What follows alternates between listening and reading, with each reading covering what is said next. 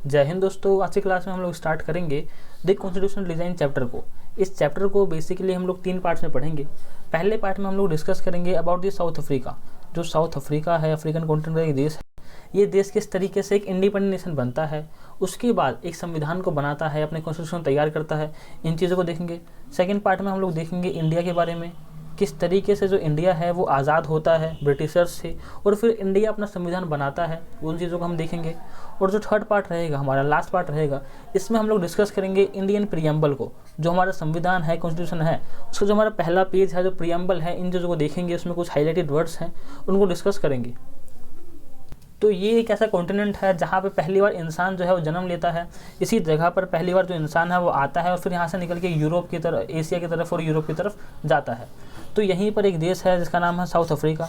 ये जो देश है ये गुलाम था बेसिकली ब्रिटेन वालों का। जो ब्रिटिशर्स थे जो कि इंडिया के अंदर आए थे, उन्होंने हम पर रूल किया 190 सालों तक, उन्हीं का गुलाम था साउथ अफ्रीका। तो यहाँ पर लड़ाई चल रही है ब्रिटिशर से आज़ाद होने की। तो Nelson Mandela, one of the biggest name in the freedom fighters of the south Africa.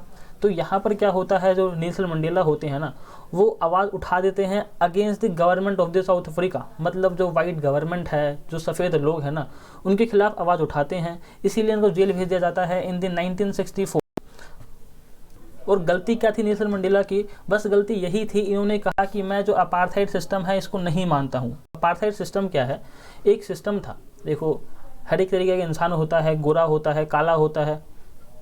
एक जियोग्राफी के हिसाब से जहाँ ज़्यादा ठंड पड़ती है वहाँ गोरा इंसान, जहाँ ज़्यादा गर्मी पड़ती है वहाँ पे काला इंसान। तो इस हिसाब से काला गोरा होता है। लेकिन जो ब्रिटिशर्स आए थे, जो अंग्रेज़ लोग आए, इन्होंने कहा कि आप लोग काले हो इसलिए आप हमारी सेवा करोगे, आप हमसे नीचे रहोगे। और नेल्सन मंडेला ने कहा ये एकदम गलत चीज़ है, ये हमारा देश है और हम आज़ाद रहेंगे और एक डेमोक्रेटिक रूल के अंदर रहेंगे। इसी चीज़ के लिए उनको डाल दिया गया जेल के अंदर और कहा गया आप अपनी पूरी ज़िंदगी जेल के अंदर बिताएंगे। लेकिन अगले 28 साल तक, 28 साल बाद जेल से बाहर निकल जाते हैं। अगले 28 साल तक ये one of the most dangerous jail जो था साउथ अफ्रीका का, रोबन आइसलैंड में, वहाँ पर ये लोग रहते हैं। रोबन आइसलैंड कहाँ है? ये जो साउथ अफ्रीका है ना, यहाँ पर है रोबन आइसलैंड। तो यहाँ पर ये लोग रहते हैं। नेल्सन मंडेला अपने साथियों के साथ वहाँ रहते हैं। लेकिन होता क्या है, आपने नेल्सन मंडेला को अंदर डाल दिया, उनके साथियों को अंदर डाल दिया। पूरे देश में कई लोग हैं और सबके सब काले लोग हैं साउथ अफ्रीका में बेसिकली। तो आप सबको अंदर नहीं डाल सकते। और जो लोग हैं वो डिमांड कर रहे हैं यहाँ पे इक्वालिटी की, डिमांड कर रहे हैं राइट टू फ्रीडम की। यहाँ पे लोग डिमांड कर रहे हैं कि हम भी आपके बराबर है, यहाँ डेमोक्रेसी होना चाहिए, इलेक्शन होना चाहिए। तो यहाँ पर जो अपार्थाइड सिस्टम है, जो रेशियल डिस्क्रिमिनेशन है, उसके खिलाफ लोग खड़े हो रहे हैं। कुछ यूरोपियन जो पावर्स हैं, जो वाइट पावर्स हैं, वो यहाँ पर आ गई हैं। और ड्यूरिंग 17-18 सेंचुरी ये लोग यहाँ पर इसको इम्प्लीमेंट करते हैं अपार्थाइड सिस्टम को। अब देखो ये जो अर्थ है ना, यहाँ पर काला गोरा होता कैसे, इसमें बस जियोग्राफी और कुछ नहीं है। यहाँ पर जो बीच में लाइन है ये है इक्वेटर। अब क्या होता है, जो सूरज है ना, यहाँ जो सूरज है, जब यहाँ से सूरज यहाँ जाता है तो एक बार यहाँ चमकता है, फिर जब सूरज यहाँ से यहाँ आता है तो यहाँ चमकता है। तो इस वजह से जो लाइन है ना, इसके आसपास जो लोग होते हैं वो सबके सब काले होते हैं। इंडिया के अंदर भी देखोगे आप, जो सदर्न पार्ट है इंडिया का, वहाँ पर जो लोग होते हैं वो अधिकतर काले ही होते हैं। और फिर आप जितना ऊपर जाओगे, यहाँ पर जितना ऊपर आओगे वहाँ पर सफ़ेद लोग मिलेंगे। कश्मीर जाओगे तो और सफ़ेद, और ऊपर जाओगे रसिया के पास तो एकदम ही सफ़ेद लोग होते हैं, एकदम छिले मुर्गा टाइप का आदमी। तो यहाँ पर कोई ऐसी अचीवमेंट नहीं है कि मैं गोरा हूँ या तू काला है। ये सिर्फ और सिर्फ ज्योग्राफी का चक्कर है। यहाँ पर कोई इंसान है जो धूप में रह रहा है, वो काला हो जाता है बस। अगला क्या है, जो अपार्थाइड सिस्टम था, इसमें दिक्कत सिर्फ और सिर्फ काले लोगों को थी, क्योंकि जो वाइट इंसान है उसके पास समस्याएं नहीं थी। अब जो ब्लैक इंसान है उसको क्या कहा गया? उसको कहा गया कि जो वाइट एरिया है आप वहाँ पर नहीं रह सकते हो। मतलब एक तरीके से ये कहा गया जो वाइट एरिया है वो वीआईपी एरिया है और आपसे हम में इन्फेक्शन फैल जाएगा तो आप हमसे दूर रहो। इस तरीके से बातें कह के उनको दूर कर दिया गया। और कहा गया अगर आपको काम करना है इन दी वाइट एरियाज तो आपको चाहिए होगा परमिट। अब देखो परमिट देते क्यों थे ये लोग, ये देखो, क्योंकि कुछ ऐसे काम है जो वाइट इंसान खुद नहीं करेगा। साफ सफाई का काम हो गया, वो खुद नहीं करेगा, क्योंकि उसकी नज़र में वो एकदम राजा है, उसके पास ज़्यादा पावर्स हैं, तो वो खुद नहीं करता है। तो कुछ लोगों को बुलाता है, काले लोगों को बुलाता है, परमिट देता है कि आइए आप में सफाई करिए, साफ़ सफाई का काम करिए। और क्या था, जितनी भी चीज़ें थी कंट्री के अंदर, चाहे वो ट्रेन हो जाए, बस, taxi, hotels, hospital, school, college, library, cinema hall, जितनी भी चीज़ें थी एक कंट्री के अंदर होती है, उन हर एक चीज़ को सेपरेट कर दिया गया for the blacks and the whites. उसको कहा गया सेग्रीगेशन। तो यहाँ पर क्या था, एक ऐसा घर है या फिर एक बस ले लेते हैं, एक बस है, जो खराब बस रहेगी ना वो देंगे वो ब्लैक लोगों को, और जो अच्छी बस थी वो देती वाइट लोगों को, ताकि अब जो वाइट लोग हैं वो एकदम अच्छी तरीके से सफ़र कर सके हैं। बस हैं, अच्छे गद्दे लगे हैं, बैठने में मज़ा आता है। लेकिन जो ब्लैक्स के लिए बस रहेगी उसमें ना गद्दे रहेगा, कुछ नहीं रहेगा, खड़े होकर जाना पड़ेगा। तो इस तरीके का एटमोसफेयर वहाँ पर क्रिएट किया जा रहा था। और क्या कहा गया, जो चर्च रहेगा ना, जिस चर्च के अंदर वाइट लोग पूजा करते हैं, वर्शिप करते हैं, वहाँ पर ब्लैक पूजा नहीं करेगा, वर्शिप नहीं करेगा। अब तुम खुद सोचो, भगवान तो सबके लिए एक ही है, चाहे काला हो गोरा हो, उन्हें क्या मालूम। यहाँ तो सिर्फ जो ज्योग्राफी आ रही है, तो भगवान के लिए यहाँ पे काला गोरा नहीं है। लेकिन यहाँ पे जो लोग हैं वो खुद ही पार्टीशन कर रहे हैं कि ये चर्च मेरा है, यहाँ भगवान जो है वो मेरे हैं, और यहाँ पे जो भगवान है वो सिर्फ और सिर्फ मेरा काम करने के लिए बैठे हुए हैं। तो आप दूसरे चर्च में जाइए, वहाँ पे अपना काम कराइए। और यहाँ पर नियम क्या बनाया गया कि जो काले लोग हैं वो कोई भी एसोसिएशन नहीं बना सकते और ना ही किसी तरीके का प्रोटेस्ट कर सकते हैं। मतलब एक तरीके से वो लोग अपने दर्द को जाहिर भी नहीं कर सकते हैं। अब क्या होता है, पूरे साउथ अफ्रीका के अंदर जो वहाँ पर एटमोसफेयर एकदम ख़राब हो रखा है, मतलब जो ब्लैक है उन्हें तंग कर रखा है। तो फाइनली 1950 के अंदर ये तय किया जाता है कि अब से हम लोग भी डिमांड करेंगे, स्ट्राइक्स करेंगे, प्रोटेस्ट करेंगे कि हमको भी इक्वलिटी चाहिए। तो यहाँ पर लड़ाई शुरू हो जाती है अगेंस्ट द अपार्थाइड सिस्टम।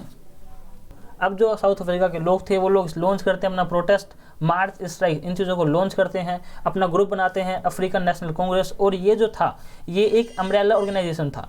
इसके अंदर जितने भी वर्कर यूनियंस थे, कम्युनिस्ट पार्टी थी और जितनी भी बाकी पॉलिटिकल पार्टीज थी वो सब की सब एक साथ आ गई। और इन्होंने डिमांड ये रखा कि आप इस सिस्टम को हटाइए, ये जो अपार्थाइड सिस्टम है ये गलत है और हमारे ऊपर अत्याचार किया जा रहा है इससे।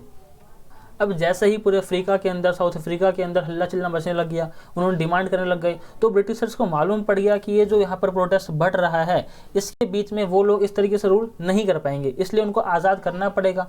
ये चीज़ देखते हुए ब्रिटिशर्स ने सबसे पहले क्या किया, जो अपनी पॉलिसी थी उसमें चेंजेस लाए।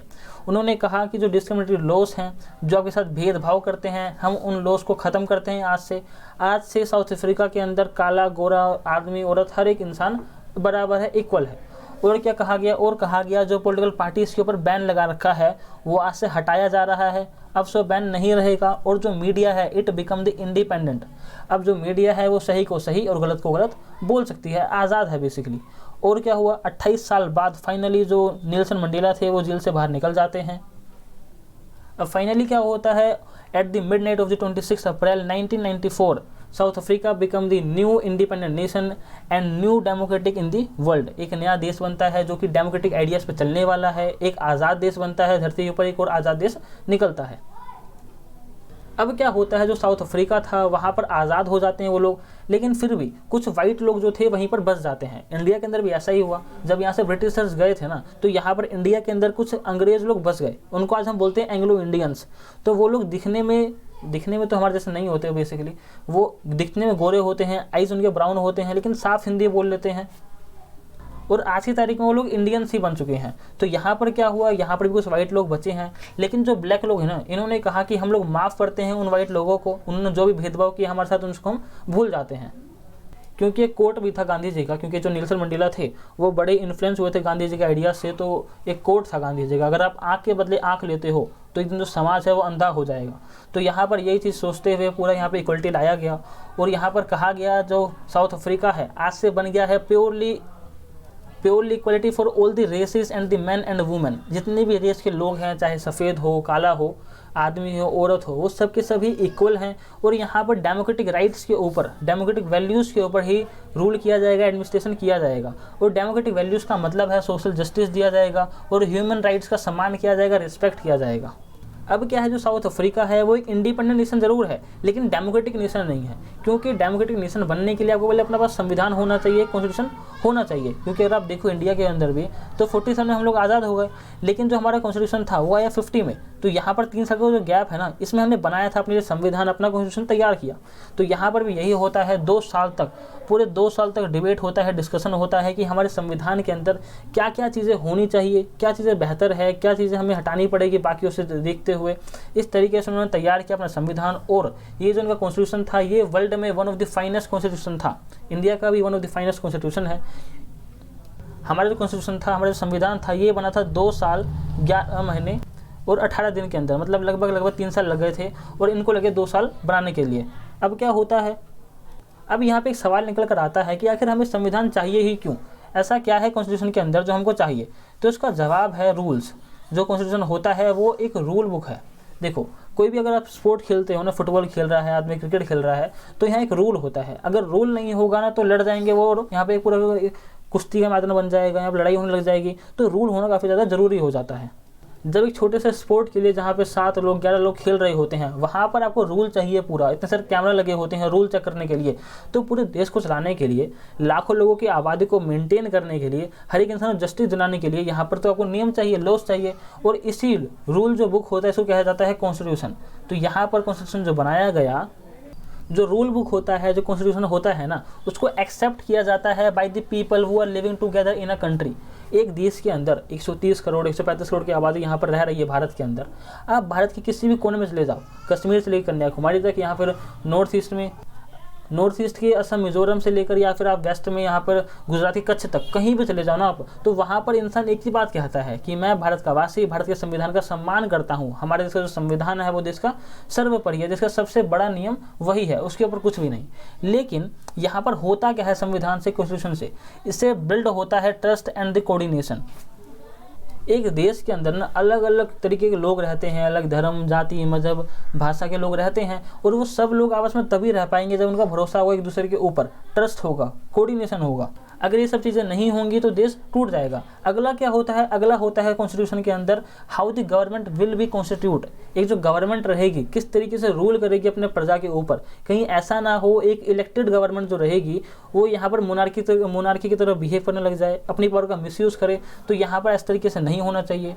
और क्या होता है, लिमिट्स लगाता है on the power of the government. अब गवर्नमेंट जो रहता है ना, जो पीएम ऑफ इंडिया रहेगा, उसके पास मैसिव पावर्स रहती है, कुछ भी कर सकता है वो। तो कॉन्स्टिट्यूशन में डिस्कस किया जाता है, बताया जाता है कि पीएम ऑफ इंडिया जो रहेगा वो क्या चीज़ें नहीं कर सकता है, इंसानों को तंग नहीं करेगा, प्रजा को तंग नहीं करेगा, क्योंकि हम सिटीजन्स के पास है राइट्स, हमारे पास है ऐसे राइट्स जो कि हर एक इंसान के पास होते ही होते हैं और आप उनसे छीन नहीं सकते हो। और क्या होता है, और जो कॉन्स्टिट्यूशन होता है वो हमारे रिप्रेजेंट करता है हमारी एस्पिरेशंस को, वो दिखाता है कि जो देश के लोग हैं वो क्या सोचते हैं।